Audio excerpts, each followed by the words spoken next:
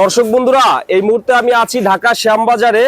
আজকের বাজারে কেমন চলছে দেশি হালি পেঁয়াজের দাম, এগুলো আজকে আমরা জানিয়ে দেব পুরো ভিডিওতে। তো যে যেখান থেকে আজকে আমাদের ভিডিওটি দেখতেছেন সকলে ভিডিওটি না টেনে পুরোপুরি দেখতে থাকুন বন্ধুরা।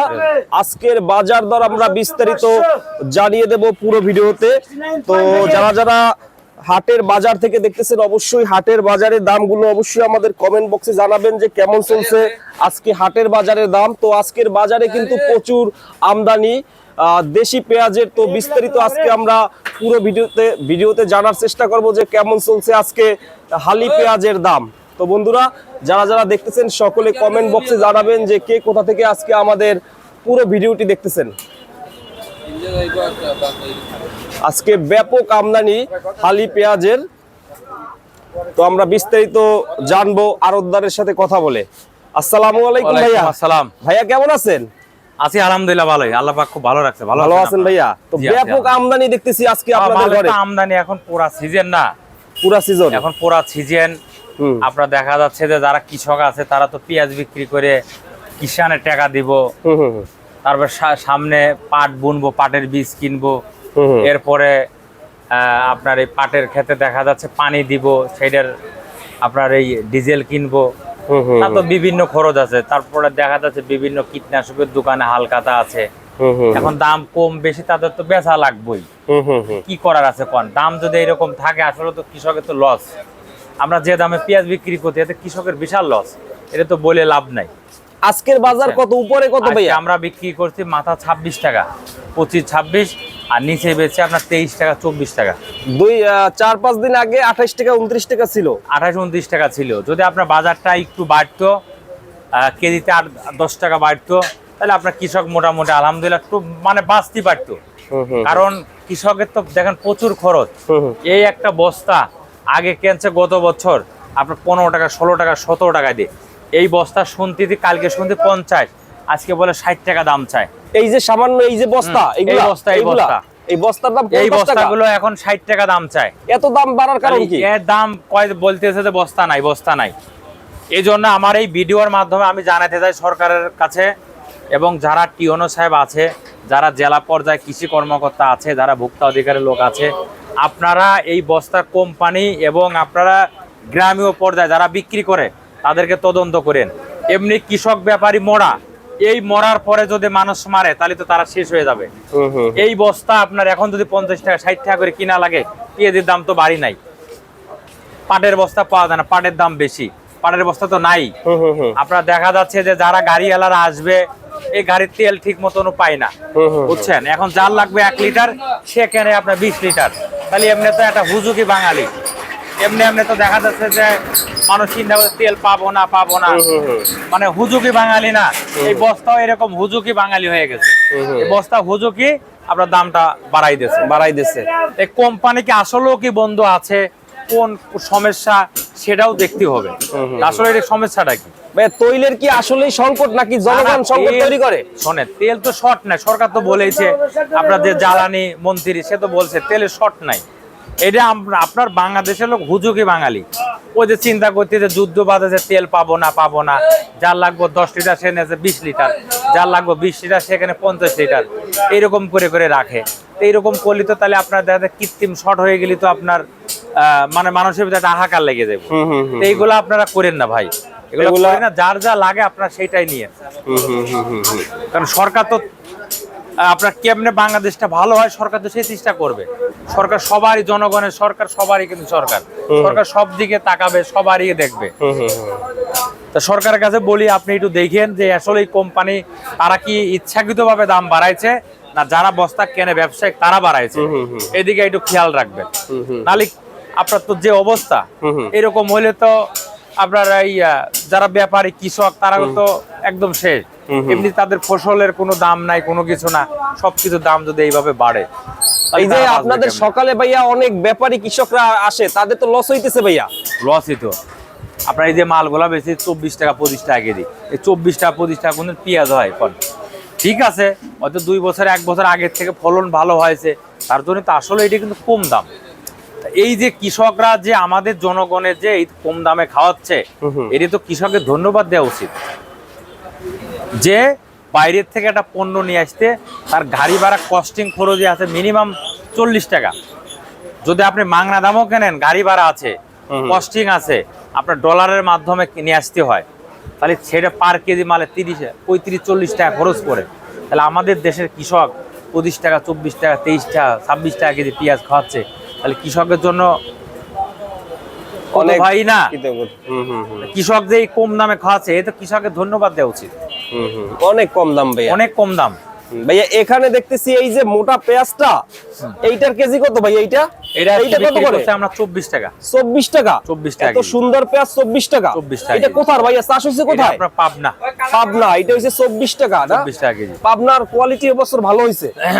কোয়ালিটি খারাপ শোনেন, এবার বাংলাদেশে আল্লাহর রহমতে সব জায়গায় ভালো হয়েছে পেঁয়াজ, সব জায়গায় বুঝছেন? মানে এই বছরে যে পেঁয়াজ উৎপাদন হয়েছে এইরকম আমার মনে হয় না যে কোনো দেশে এরকম উৎপাদন হয়েছে এবছর রেকর্ড পরিমাণ। হ্যাঁ, রেকর্ড পরিমাণ। তবে সরকারের ধন্যবাদ জানাই, নতুন আমাদের সরকার আসছে, সরকারের ভাগ্যটাও ভালো, যে আমাদের দেশের কৃষকও ফসল পাইছে ভালো, এটা আল্লাহ একটা রহমত। জনাব তারেক রহমান সাহেব, সে আমাদের প্রধানমন্ত্রী, তার কিন্তু একটা রহমত। কারণ যেখানে আপনার 1 মণ, 1.5 মণ, আধা মণ করে পেঁয়াজ হতো, সেখানে আপনার 3 মণ, 4 মণ, 5 মণ করে পেঁয়াজ হয়েছে, তাহলে একটা আল্লাহর রহমত না? এটা সরকারের জন্যই। হ্যাঁ, সরকারের উপর রহমত। অবশ্যই। এখন সরকার জন্য কৃষকের দিকে একটু তাকায়, এই সরকারের কাছে দাবি আমরা ব্যবসায়িক হিসাবে কৃষকের দিকে যেন তাকায়, কৃষক তাদের ন্যায্য দামটা জানে পায়, তাদের বেশি দরকার নেই। এই বস্তার দাম বেশি, তেল নিয়ে একটা মানুষ কৃত্রিম সংকট করতেছে, এইটা তারপরে তাদের ন্যায্য দামটা তারা যেন ঠিক মতন পায়, এটাও সরকার একটু দেখেন।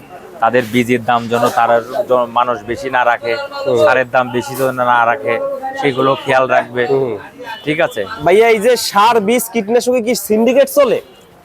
এইগুলা শোনেন, এইগুলা তো দেখা যাচ্ছে যে না চললে পারে আপনার মানুষ তো কিনতে যে পায় না, আবার দাম বেশি দিলে পারে কিন্তু ঠিকই পায়। দাম বেশি দিলে ঠিকই পায়। দাম যদি বেশি দেয় তাহলে কিন্তু ঠিকই পায়, কম বললে কিন্তু পায় না, বুঝছেন?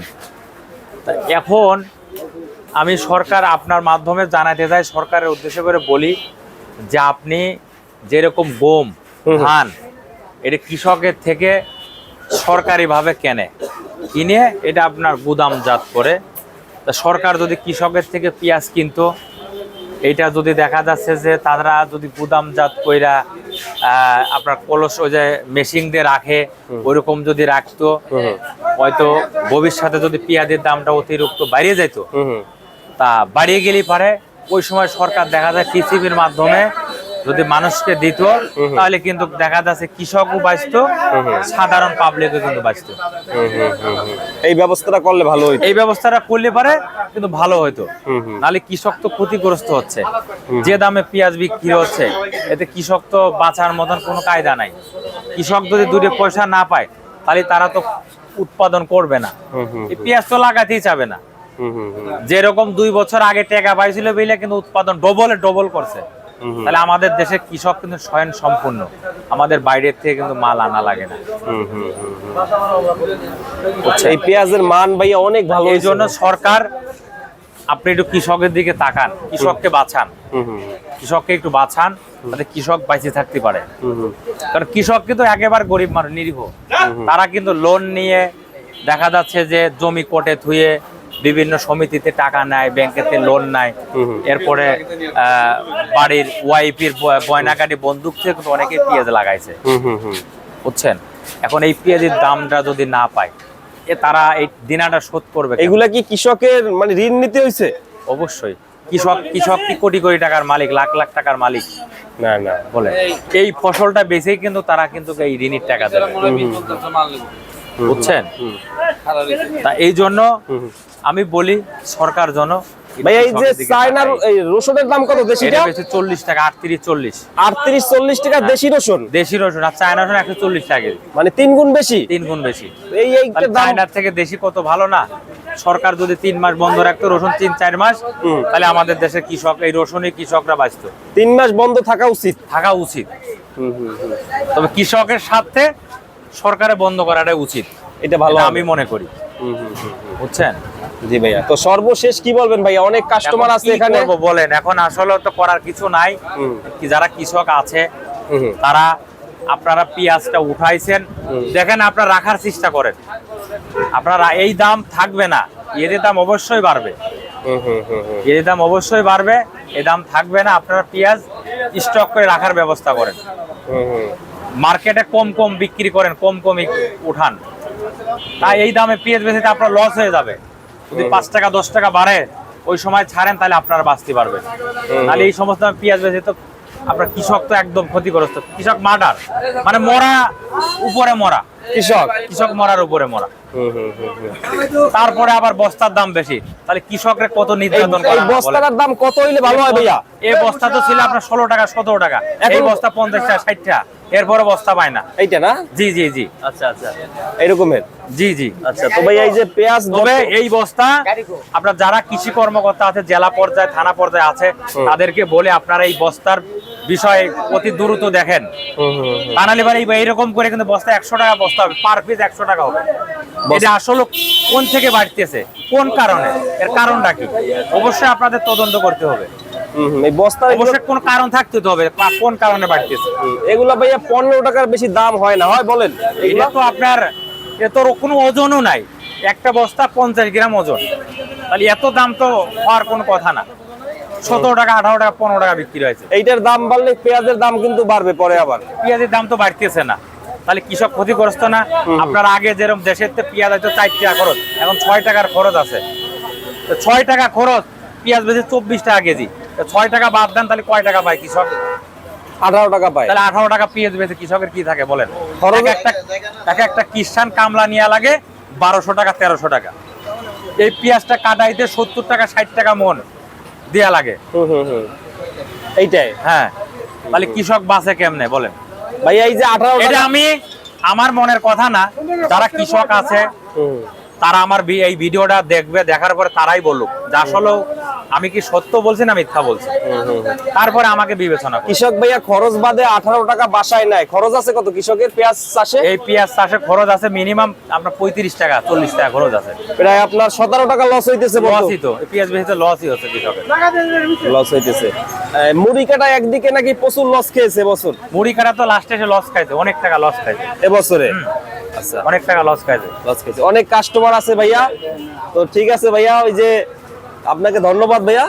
তো আবার সামনের ভিডিওতে কথা হবে। দেখ আল্লাহ ভরসা, এখন দাম কম, সামনে কৃষকের জন্য আল্লাহ রহমত করতে পারে ইনশাআল্লাহ। কৃষকের জন্য আমরা দোয়া করি, আপনারা টেনশন করেন না।